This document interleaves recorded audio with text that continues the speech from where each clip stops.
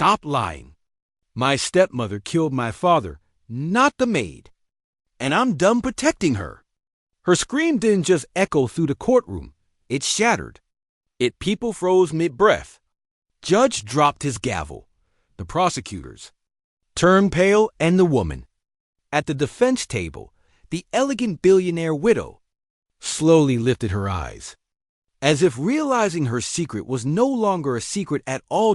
In that instant, the world saw not a frightened daughter, but a girl finally snapping under the weight of a truth she buried too long. Nothing about that morning suggested an earthquake of truth was coming. The courtroom felt cold and stiff, lined with polished wood and hard stairs. Reporters gathered like vultures.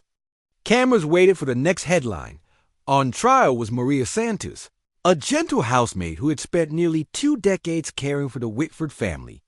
And sitting silent in the front row, trembling inside a designer black dress, was the billionaire's daughter, Amara Whitford, a girl whose life had never truly belonged to her, but today, everything would break. At the defense table sat Vivian Whitford, Amara's stepmother, graceful, composed, and dressed in sorrow like it was tailor-made. Her pearl earrings caught the light. Her folded hands never shook. To the world, she was a grieving widow. To Amara, she was something far different. Amara's childhood had been a strange mix of love and loneliness. Her father, Charles Whitford, was a man whose kindness built an empire. He taught her integrity before he ever taught her business. He read her bedtime stories until she was 10. He never raised his voice, not once, and then came Vivian. Her beauty arrived before her intentions. Her perfume lingered long after her affection faded.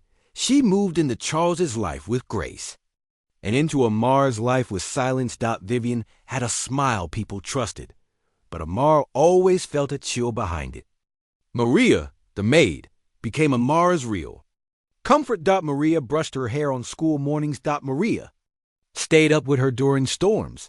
Maria lovingly patched the holes. Vivian never even noticed, but Vivian never liked Maria, never respected her. Never acknowledged her humanity, and that resentment would twist into something darker. It was a night drowned in rain. The kind of storm that shakes windows and hides sins. Amara remembered studying upstairs when she overheard voices downstairs. Sharp voices. A rare argument. Her father rarely argued. He believed in calm, thoughtful words, but that night, he sounded hurt. Shocked, disappointed. Vivian, how could you? Then silence. Amara froze at the top of the staircase, asterisk through a narrow crack in the study door. She saw Vivian, clutching a wine glass, whispering something too soft to understand. Then she saw her father slump forward, not dramatically, but slowly, weakly, as though the life had been pulled from him. Maria found him minutes later and screamed for help. By morning, Charles Whitford was gone, and the world needed a villain. The evidence? A wine glass with Maria's fingerprints. A note that prosecutors twisted into motive. A narrative Vivian perfected with trembling lips and flawless sorrow. Amara was too young to challenge. Adults who already made up their minds, too scared to admit what she had seen. Too shattered by her father's death to think clearly, and Vivian whispered to her that night. Some truths bury families. Sweetheart, let this one stay buried. Amara obeyed, but the guilt poisoned her every day afterward. Maria sat handcuffed, staring into empty space, the face of someone already punished before the verdict. She didn't plead for mercy. She simply whispered, "Miss Amara, please remember who your father truly trusted." Those words haunted Amara, now in the courtroom. The prosecutor raised the final piece of evidence, the wine glass with Maria's fingerprints. A hush fell. Vivian dabbed her eyes with an expensive handkerchief. Her grief looked so perfect. Too perfect. The prosecutor declared, "Ladies and gentlemen, this case is clear." And that is when Amara's heart finally broke. Her fingers dug into the silver locket her father had given her. Her breath hitched. Her vision blurred, and truth, real, painful, unstoppable truth, erupted from her chest. Amara rose. Her chair toppled backwards with a crash. Her voice sliced through the judge's words. Stop. Stop blaming her. Maria didn't kill my father. Vivian did. My stepmother did. Every person in the courtroom jerked toward her. The judge blinked in disbelief. Reporters lunged forward. Maria gasped and covered her mouth. Vivian's face drained of color. But Amara didn't stop. I heard them fighting that night. I saw her holding the wine glass. Not Maria. My father was alive when Maria left the room. And she knew it. I've been scared.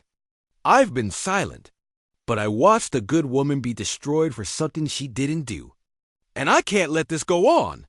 Her voice cracked with the weight of months of grief. My stepmother killed my father. I can't NOW she did. And she threatened me to stay quiet. But I won't let her hurt anyone else. Vivian's mask cracked. The courtroom saw the truth Amara had lived with. Vivian hissed, Amara, sit. Down, but Amara stepped forward instead. No. I'm done sitting. I'm done hiding. You don't get to wear my father's love like jewelry anymore. Not today. The air turned to ice. Vivian stood. But this time she looked less like a grieving widow, and more like someone cornered by her own lies. The judge leaned forward, voice low. Mrs. Whitford, do you deny these statements? Vivian hesitated. That hesitation was enough. Investigators scrambled. Defense teams whispered. Urgently, reporters fired questions.